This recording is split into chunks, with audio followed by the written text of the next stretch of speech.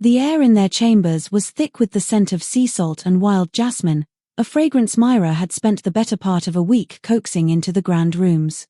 It was the scent of the azure coves, where they were meant to be waking tomorrow, on the morning of their 10th anniversary. Her travel chest stood open, half filled with silks the color of summer skies and linens as fine as spun moonlight. For a decade, she had been consort to the elven king of the Silenwood, a human heart beating in a timeless, ethereal court. This trip was to be a breath of mortal air, a return to a place that remembered the passing of seasons as she did. King Derin entered not with the quiet footfalls of a lover, but with the heavy, preoccupied tread of a monarch. The scent of old parchment and sealing wax clung to him like a shroud, a stark counterpoint to the room's hopeful fragrance. In his hand, he held a sheaf of documents, his knuckles white where he gripped them. Myra's hands stilled over a folded shawl. She knew that grip. It was the fist he made when duty had its claws in him. "Myra," he began, his voice devoid of the warmth she craved, replaced by a strained practicality that set her teeth on edge. He didn't look at her, his gaze fixed on some middle distance where geopolitical lines were drawn and treaties were debated. "There has been a development. A border skirmish with the stone clans of the north. Trivial, but it requires my presence. A show of strength. We'll have to postpone the trip." He said it so simply, as if cancelling the sun. He expected an argument, a storm. For 10 years, their disagreements had been tempests of human fire against elven stone, loud, passionate, and ultimately, fleeting. He was braced for her shouting, for the tears of frustration that he found both maddening and, in a secret part of his heart, compelling. It was the human way to feel so fiercely, and he had come to rely on it. But Myra said nothing.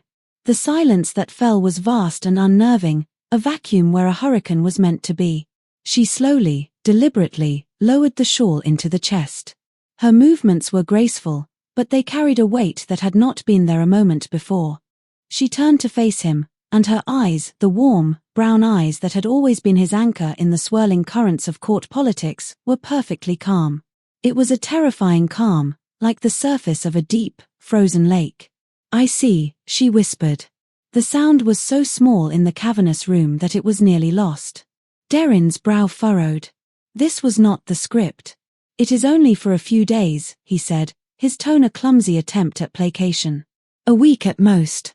The coves will still be there." He gestured with the papers, as if they were proof of his irrefutable logic. "This is a matter of state, Myra. You understand." "I do," she said, and the quiet agreement was 1,000 times worse than any protest. "I understand perfectly." She walked toward his desk, a great monstrosity of polished heartwood that had seen a dynasty of kings.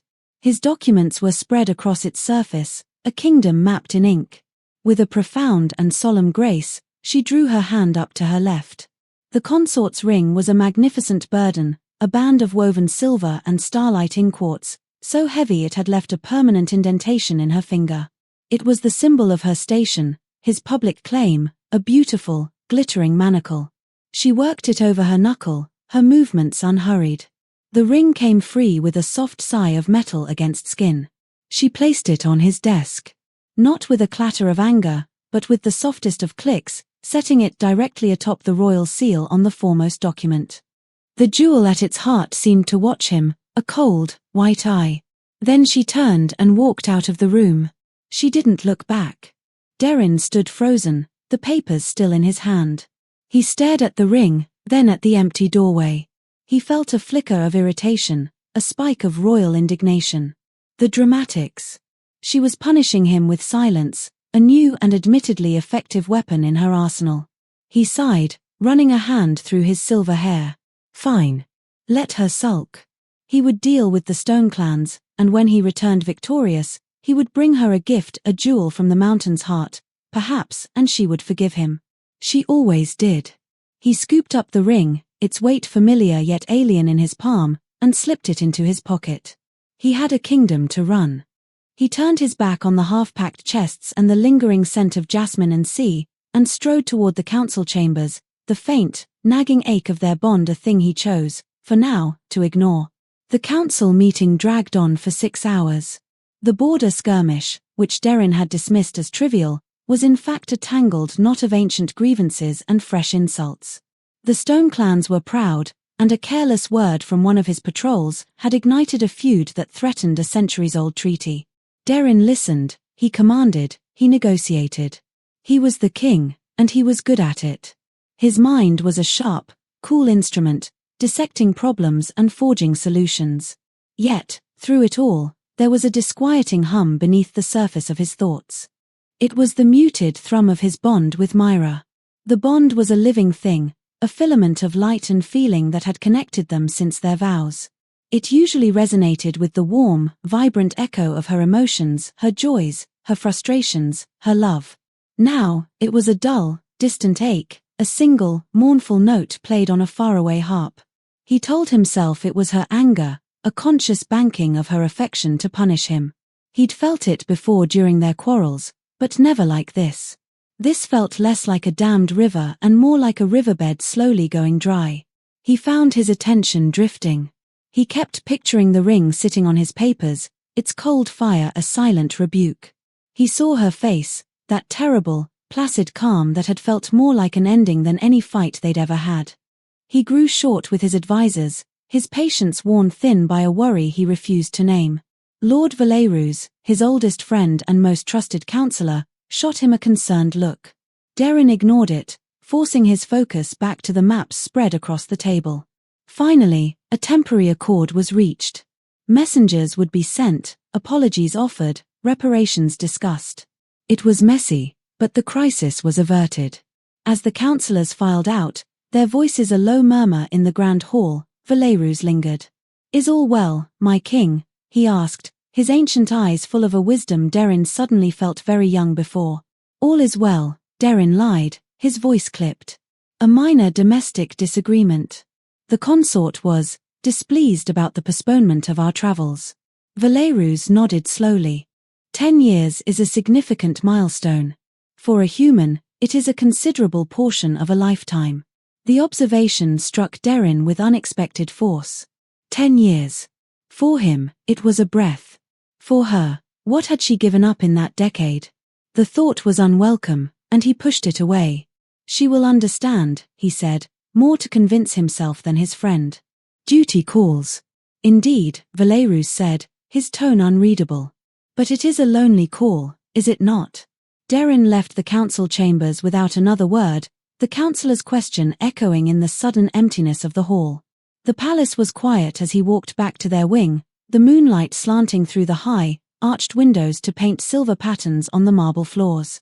He felt the exhaustion of the day settle on him, and a deep, surprising longing for Myra's warmth, for the simple comfort of her presence.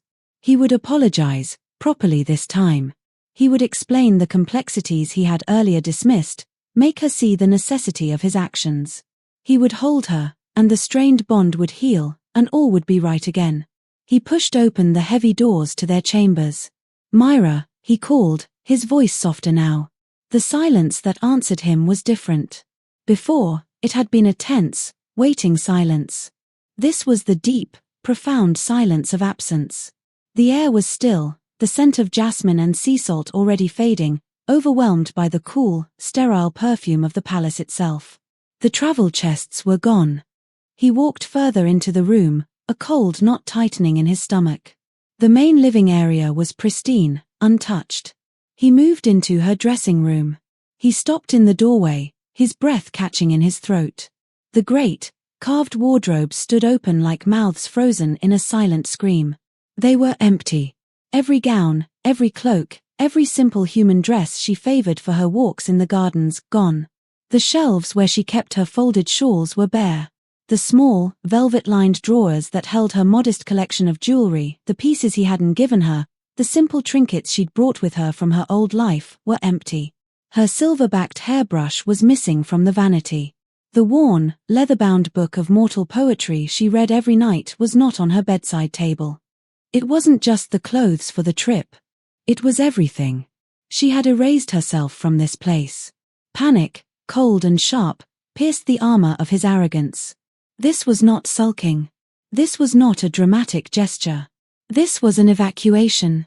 He stumbled back into the main room, his eyes landing on the desk. He had left the ring in his pocket, but the impression of it seemed to be burned into the documents. He reached for the bond, not with the passive awareness of before, but with a desperate, frantic grasping. The connection was terrifyingly faint. It was a single, wavering thread of silver light stretching out into an immense darkness, pulled taut and thin, humming with a pain that was not anger, but a deep, resonant sorrow. It was the feeling of a soul pulling away, not in a fit of pique, but with the considered, final weight of a choice long pondered.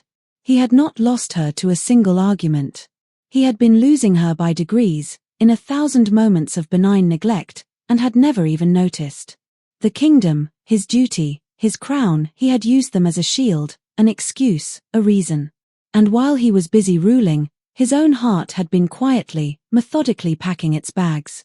Guards! The word was torn from him, a raw shout that shattered the tomb-like silence of the room. 2 of his personal guard appeared in the doorway in an instant, their expressions a mixture of alarm and confusion at the sight of their king, his face pale, his composure utterly shattered. "Find her," Darren commanded, his voice shaking with an emotion he hadn't felt since he was a child, pure, unadulterated fear. "Track her. Now." "My king," the captain began, "the consort." "She is gone," Darren said, the words tasting like ash. He closed his eyes, focusing all his will on that fragile, fraying thread of their bond. It pulled south, away from the ethereal spires of the Silenwood, away from the safety of his domain, toward the chaotic, unpredictable lands of men. "Ready my horse. I am going myself." He would not send others to retrieve his heart. He had left it unattended for too long. He would fetch it himself, or he would die trying. The kingdom could wait. For the first time in his reign, for the first time in his long life, nothing in the world mattered more than the faint, silver thread leading him back to her. Darren rode as if the spirits of the wild hunt were at his heels. He eschewed the royal carriage, the slow and stately procession that befitted a king. He took only his fastest steed, a black charger named Shadow, whose hooves struck sparks from the cobblestones of the royal city. He wore no crown, no regal finery, only simple, dark leathers fit for a hard journey. His guards struggled to keep pace, their heavy armor a disadvantage against his desperate speed. The city of Silverwood fell away behind him, its crystalline towers and glowing bridges fading into the twilight. He rode through the whispering forests of his domain, the ancient trees bowing their heads as if in sorrow. The air grew heavier, losing its clean, magical crispness, taking on the loamy, complicated scent of the mortal world. The bond was his only compass, a persistent, painful tugging in his chest that guided him unerringly south. Each mile he crossed, the thread seemed to grow more tenuous, and the fear in his gut coiled tighter. He rode through the night and into the next day, stopping only to water his horse, his own body numb to fatigue. The world blurred into a smear of green and brown. He was a king, a being of immense power, yet he felt utterly helpless.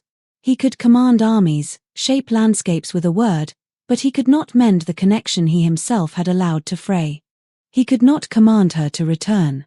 The bond led him to a bustling human town called Barrows Deep, a place of cobbled streets, timber-framed houses, and the pervasive smell of coal smoke and fried onions. It was a chaotic, vibrant, messy place, so utterly different from the serene, ordered beauty of his palace. Here, life was loud and fleeting. People shouted, laughed, argued in the streets. Their faces were etched with worries Darren had never had to consider: the price of bread, the coming winter, the health of a child. This was her world, the one she had left behind for him. He looked an alien here. His pointed ears, the faint luminescence of his skin, the silver of his hair, they marked him as other. People stared, some with awe, some with suspicion. He ignored them, his gaze fixed, his purpose absolute. The silver thread in his soul led him to the town's grimiest corner, to an inn called the Bent Nail. It was a squat, ugly building, with smoke-stained windows and a raucous sound spilling from its open door. The air inside was thick with the stench of stale ale, sweat, and sawdust. A bard in the corner was singing a bawdy tune, his lute slightly out of key. Darren, who was used to the celestial harmonies of the court musicians, felt his senses recoil. But the bond pulled him forward, through the jeering crowd, up a rickety, groaning staircase. It stopped before a plain wooden door at the end of a dark hallway. Room 7. He stood before it, his heart hammering against his ribs. He, who had faced down dragons and negotiated with demigods, was terrified of a simple wooden door. What would he find on the other side? A woman in tears? A woman screaming with rage?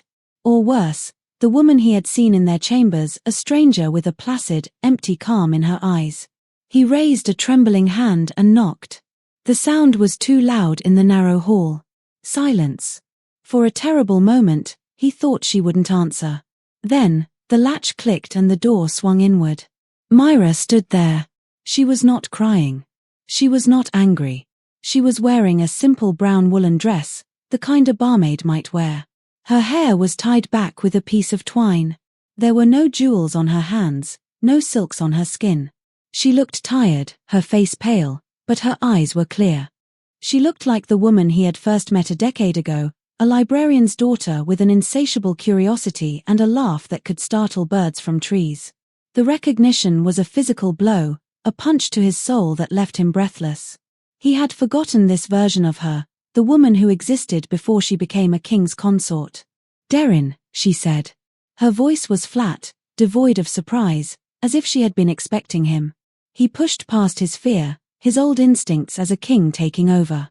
He had to fix this, to command the situation back into order. "Myra, what is this madness?" he began, his voice harsher than he intended. "To leave without a word. To come to this place. Pack your things. We are going home." She didn't flinch. She simply looked at him, her gaze steady. "This is a word, Derin. Perhaps the only one you might have heard." She took a small step back, leaving the door open for him to enter. The room was tiny, containing little more than a lumpy bed, a rickety table, and a cracked washbasin. It was a cell compared to her opulent palace suite. And yet, she seemed to belong here more than she ever had there. He stepped inside, the small space forcing them into a proximity that felt both intimate and agonizing. He wanted to reach for her, to pull her into his arms and feel the world right itself. But a chasm lay between them, wider than the room. "I don't understand," he said, and it was the truest thing he had ever spoken. "The trip. Is this all because I cancelled a trip?" A sad, small smile touched her lips. "No. It was never about the trip." She walked to the room's single grimy window, looking out at the muddy alley below. "The trip was just the last page of a very long book. A book I realized I didn't want to finish reading." He took a step toward her. "Then tell me. Make me understand. Shout at me. Curse me. Throw something. Do something." She turned from the window, and her eyes were filled with a sorrow so deep it threatened to drown him. "I can't. I don't have the energy for it anymore. The fighting, the arguing, it was my attempt to be seen by you, Derin. To make you look up from your papers and your maps and see me standing there. But I'm tired of shouting." She finally met his gaze, and her voice dropped to a whisper that held more power than any scream. "I am lonely," she said, and each word was a carefully placed stone on his heart. "I am lonely even when you are there. In our bed. At our table. In a room full of people. I have never been more alone than when I am standing right beside you." The words struck him dumb. They bypassed his intellect, his royal pride, and pierced him to the core. "Lonely even when you are there." It was an indictment of his entire being, of their entire life together. He saw a slideshow of moments, a decade of her solitude. Myra, sitting alone at the grand dining table while he worked late into the night. Myra, walking the gardens by herself while he held court. Myra, trying to tell him about her day, her voice fading as she saw his gaze was distant, his mind already on the next crisis. He was a constant presence and a constant absence. He had given her a palace, a title, jewels, but he had withheld the one thing she truly needed, himself. He had not lost her. He had given her away, piece by piece, in exchange for his crown. The realization was devastating, a truth so absolute it brought him to his knees. Not literally, his body remained rigid, but his soul, his pride, his very identity as a king and a husband, collapsed into ruin at her feet. He finally understood. He couldn't order her home. He couldn't fix this with a gift or a promise. The foundation was rotten, and the entire structure had to be torn down and rebuilt, stone by painstaking stone. And he had to be the one to lay every single one. Darren stood in the suffocating silence of that tiny room, the echoes of her whispered confession reconfiguring the world around him. His authority, his power, his title, they were dust. Useless. Here, in this squalid inn, facing this quiet, heartbroken woman, he was not a king. He was just a man who had failed the person he loved most. The path forward was terrifyingly unclear, a fog with no landmarks. His old methods were useless, command would be met with silence, and promises would be met with justified disbelief. He needed a new language, one he had long forgotten how to speak. He took a slow breath, the air thick with the smell of cheap soap and damp wood. His first instinct was to argue, to defend himself with a list of his burdens and responsibilities. But he saw the futility of it in her tired eyes. She already knew his excuses. She had lived them for 10 years. Instead, he did the only thing he could. He surrendered. "I see," he said, his voice raspy with emotion he could no longer suppress. He looked around the small, bare room, at the threadbare blanket on the bed, at the single candle stub on the table. He looked at her, truly looked at her, in her simple woolen dress, and saw not a barmaid, but a queen in exile. An exile he had forced upon her. "I am suspending the council," he stated, not to her, but to the universe itself. It was a vow. He turned without another word and left her room, pulling the door gently closed behind him. He walked down the stairs, his movements stiff. The inn's common room was still loud, but the noise seemed distant, muffled. He found the innkeeper, a portly man with a suspicious squint, and placed a pouch of gold on the bar that was heavy enough to make the man's eyes widen. "I need a room. For as long as it takes," Darren said. "And I need a message sent to the Silenwood. Immediately." The message was simple, relayed to his bewildered guards who had been waiting anxiously in the street. The royal council was suspended. All matters of state were to be deferred to Lord Valerus, who would act as regent in his stead. He was not to be disturbed unless the kingdom itself was on fire. His absence was indefinite. The act was unprecedented. No Silenwood king had ever abandoned his post for a personal matter. It would send shockwaves through the court. There would be confusion, panic, perhaps even challenges to his authority. He didn't care. The kingdom had been his priority for his entire reign. Now, Myra was. Let the kingdom shake. His own world had already crumbled. He took the room next to hers. It was identical in its misery, small, cold, and smelling faintly of mildew.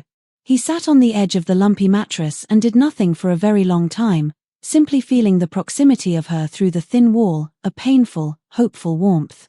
He was a king in a 10-foot by 10-foot cell, and for the first time, it felt like the right place to be. The first week was a study in silence and distance. Myra went about a new life she was building for herself. She had taken a job at the inn, not as a barmaid, but helping the innkeeper's wife in the kitchens. Darren would see her in the early mornings, her sleeves rolled up, a smudge of flour on her cheek, her hands kneading dough. She moved with a purpose he hadn't seen in years. She did not acknowledge him. When he entered the common room for his meager breakfast of dry bread and weak ale, she would turn her back, her shoulders rigid. He didn't try to speak to her. Words were cheap. He had to prove his contrition with action, with presence. He spent his days in a quiet, relentless observation. He learned her new rhythms. She rose before the sun. She worked until midday. In the afternoons, she would walk to the town's small, dusty library, and he would follow at a distance, watching as she lost herself among the books, a quiet joy on her face he hadn't realized he missed so desperately. He saw the way the townspeople treated her. They didn't bow. They called her Myra. They smiled at her, shared gossip, asked after her well-being. She was not a consort here. She was a neighbor. She was a person. He began his courtship not with grand gestures, but with the smallest of offerings. One morning, he rose even earlier than she did. He ventured into the nearby woods, the damp earth clinging to his fine leather boots, and found a patch of dawn-petal flowers, tiny, star-shaped blossoms that she had once mentioned reminded her of her childhood home. He left a small, simple bouquet on the floor outside her door, then retreated to his own room before she emerged. He heard her door open, then a long pause. When he dared to peek out later, the flowers were gone. Another day, he noticed the innkeeper's wife complaining about the dullness of her kitchen knives. That night, while the inn slept, Derin sat by the dying embers of the common room fire and, using a whetstone he purchased from the blacksmith, sharpened every single knife until it had a razor's edge. He did it silently, meticulously. The next morning, he watched from his shadowed corner as the woman exclaimed in surprise and gratitude. Myra was there, and he saw a flicker of something in her eyes as she glanced toward him, not warmth, not yet, but a sliver of grudging acknowledgement. He was a king, accustomed to servants and luxury, but he forced himself into this new, humble existence. He learned to mend his own clothes, to wash in cold water, to endure the lumpy mattress that made his back ache.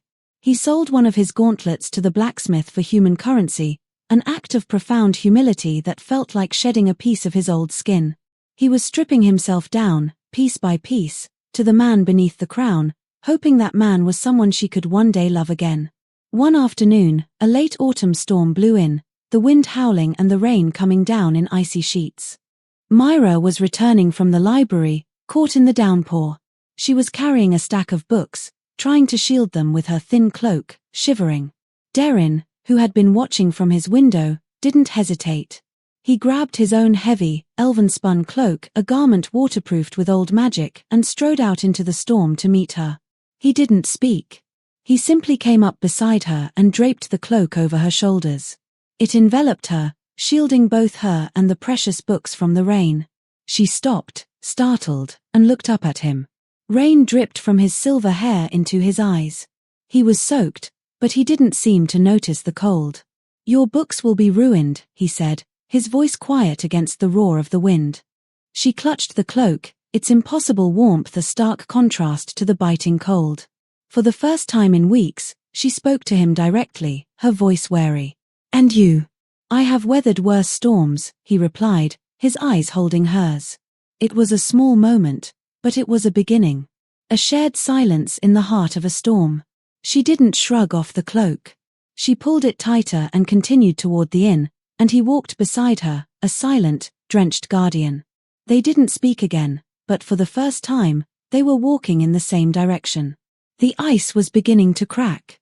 The second month of Derin's self-imposed exile passed in a fragile truce. The grand gestures of a king were replaced by the quiet consistency of a man trying to earn his place. He had established a new routine, one that orbited Myra's without intruding upon it. He took on odd jobs around the inn to pay for his lodging, his royal pride packed away with his fine clothes. He chopped wood for the hearths, his hands, once accustomed only to the weight of a scepter or a sword, becoming calloused and rough. He mended a broken fence, his elven precision making the repair stronger than the original. The innkeeper, initially suspicious, began to treat him with a grudging respect. They called him Derin, the tall stranger. No one knew he was a king. He was just a man paying his penance. Myra watched him. He felt her gaze on him as he worked, a cautious, questioning wait. They had started to talk again, in clipped, careful sentences.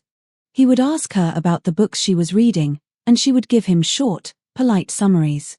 He told her about his own work, the simple satisfaction of a perfectly split log or a mended hinge, and sometimes, a ghost of her old smile would touch her lips. He was showing her a side of himself he'd never revealed, the man stripped of his crown, capable of simple, useful things. The turning point came on a cold, clear night at the beginning of the third month. A royal messenger, unable to wait any longer, had finally tracked him down. The man was aghast to find his king with an axe in his hand and sawdust in his silver hair. He delivered a thick satchel of letters from Lord Valerus, detailing escalating tensions with the southern lords and an urgent trade dispute that required the king's immediate intervention. The kingdom was calling him back. Derin took the satchel to the common room, which was empty save for Myra, who was polishing tankards by the fire. He sat at a table near her, the leather pouch a heavy, intrusive presence between them. He didn't open it. He just looked at it, then at her. "The regent requires my return," he said, his voice low. The kingdom has problems that, it seems, only a king can solve. Myra stopped her polishing, her knuckles white on the pewter mug. Her back was to him, but he could feel the tension radiating from her.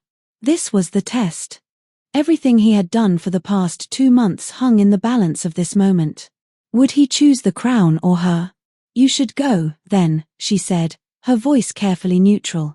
Your people need you. He reached out and slowly, deliberately, pushed the satchel into the heart of the fire. The leather blackened, curled, and then burst into flames. The official seals of his kingdom melted like wax. Myra gasped and spun around, her eyes wide with disbelief as the urgent missives turned to glowing ash. My people have a regent, Darren said, his gaze locked on hers, unwavering and absolute. I am not going anywhere. Not without you. And even if you agree to come back, things will be different. I will be different. This, he gestured to the fire consuming his royal duties, is my promise. Tears welled in her eyes, the first he had seen since that day in their chambers. They were not tears of anger or frustration, but of a deep, sorrowful catharsis. Promises are easy to make in a tavern, Darren. A palace has a way of changing them. Then we will change the palace, he insisted, rising from his chair and moving to stand before her. He didn't touch her, keeping a respectful distance, but his proximity was a force of its own. This time, I need you to tell me. Tell me everything. All the years of silence. All the lonely moments. I will not offer excuses. I will not defend myself. I will simply listen. And so she did. The words that had been locked away for a decade finally came pouring out. She spoke of the suffocating opulence of the court, the way the ancient, immortal elves looked through her, a fleeting human spectacle. She spoke of feeling like an ornament, valued for her beauty and her novelty but not for her mind or her heart. She described the hollow ache of celebrating her human holidays alone, of trying to explain the simple joy of a snowfall to a husband whose mind was on crop yields and troop movements. The bond, she whispered, her voice breaking, it was supposed to be our connection. But it became a constant reminder of your absence. I could feel you, your stress, your worries for the kingdom, your focus on everything but me. It was like being tied to a star, so bright and so powerful, but a million miles away. I was freezing in its light. He listened to every word, and each one was a blade twisting in his gut. He didn't interrupt. He didn't flinch. He absorbed her pain, letting it scour him clean of his pride and his ignorance. When she finally fell silent, her face streaked with tears, her body trembling with the force of her confession, he finally reached out, his calloused hands gently taking hers. I am sorry, he said, and the two simple words were imbued with the weight of his entire soul. I am sorry for every lonely dinner, for every unanswered question, for every moment I was there but not present. I saw you as the most beautiful part of my life, but I treated you as a part, not as the center. I saw my duty to the kingdom as my purpose, and I failed to see that my greatest duty was to you. I was a fool, Myra. A blind, arrogant fool. He knelt before her then, the king of the Silenwood on his knees on the dirty floor of a common inn. I cannot erase the past. I cannot give you back those 10 years. But I can offer you the future. A different future. One where my queen is not a consort, but a partner. Where her voice is heard in council, not just in our chambers. Where her happiness is not a secondary concern, but the very foundation of the king's strength. Come home with me, Myra. Not to the life we had, but to a new one we will build together. One where you will never be lonely again. Her tears flowed freely now, but a watery smile trembled on her lips. She squeezed his hands, her grip surprisingly strong. Get up, you idiot king, she whispered. You'll ruin your trousers. It was not a yes, not yet. But it was hope. It was the sound of a door, long closed and barred, slowly creaking open. The fire had died down, leaving only the glowing embers of his discarded duty, and in their warm light, he began the patient, careful work of rebuilding his world. The journey back to the Silenwood was a slow, deliberate pilgrimage. They didn't take the direct route but meandered through the mortal lands, Darren seeing them for the first time not as territories to be managed, but as Myra's home. He listened as she named the wildflowers by the roadside and told him the local folklore attached to a peculiar standing stone. They stayed in small inns, sharing meals in noisy taprooms, and for the first time, Darren felt like a part of the vibrant, messy tapestry of human life rather than an observer watching from a gilded cage. He was not a king retracing his steps to reclaim his consort. He was a man walking beside the woman he loved, rediscovering the world through her eyes. Their arrival at the palace was met with a mixture of relief and chaos. Lord Valerus greeted them at the gates, his ancient face etched with worry that melted into a profound understanding when he saw the way Darren held Myra's hand, not as a possession, but as an anchor. The court was in an uproar. Councillors, generals, and dignitaries clamored for his attention, thrusting documents at him, demanding decisions. The old Darren would have immediately been consumed, drawn back into the relentless machinery of governance. But this Darren was a different man. He held up a hand, silencing the clamor. His voice, when he spoke, was quiet but carried an authority that brooked no argument. "The council will reconvene in 3 days," he announced, his gaze sweeping over the astonished faces. "My first decree will be the reformation of this body. From this day forward, the consort will hold a permanent, voting seat at the council table. Her counsel will be sought, and her word will carry the weight of the crown. We will rule together, or I will not rule at all." He turned to Myra, his eyes for her alone. "Our second order of business will be the establishment of our new residence in the summer pavilions by the lake. The royal wing of this palace is a seat of government. Our home will be a place of peace." He did not ask her if this was acceptable. They had planned it together on the long road home. He was simply informing his court of the new reality. A murmur went through the assembled lords and ladies. It was a revolution, enacted with a few calm sentences. He was elevating a mortal to a position of unprecedented power. He was decentralizing the monarchy from its ancient seat. He was placing his personal life, his marriage, at the very heart of his public rule. It was scandalous. It was magnificent. He led Myra away from the stunned court, leaving Valerus to manage the fallout. In the familiar opulence of their old chambers, which now felt cold and impersonal, he retrieved a small, velvet box from a locked drawer. "I had this sent for while we were away," he said, his voice soft. He opened the box. Inside lay the consort's ring. But it was changed. The heavy, ornate band had been replaced by 2 slender, interwoven strands of silver and gold, one representing his elven longevity, the other her mortal fire. The great, cold diamond at its center was gone, replaced by a simple, luminous moonstone, her favorite gem. It was no longer a badge of office. It was a poem. "It is no longer the consort's ring," he said, taking her hand. "It is yours. If you will have it. It is not a symbol of your station, but a symbol of my promise. A promise that you will always be seen. That you will always be heard." Myra looked from the ring to his face, her eyes shining. She saw no trace of the preoccupied, distant monarch she had left 3 months ago. She saw only Darren, her Darren, his heart finally, completely, in his eyes. She nodded, unable to speak past the lump in her throat.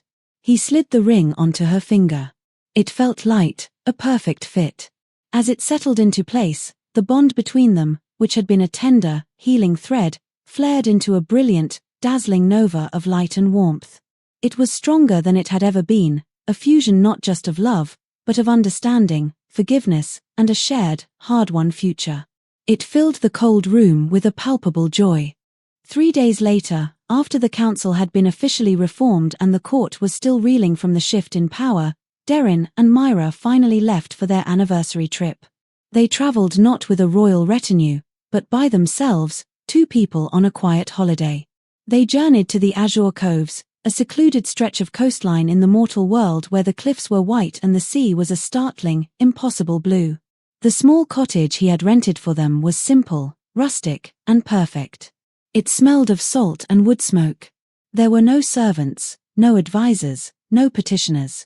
There was only the sound of the waves crashing on the shore and the cry of gulls overhead. On their first morning there, the day that should have been their anniversary 3 months prior, they woke with the sun.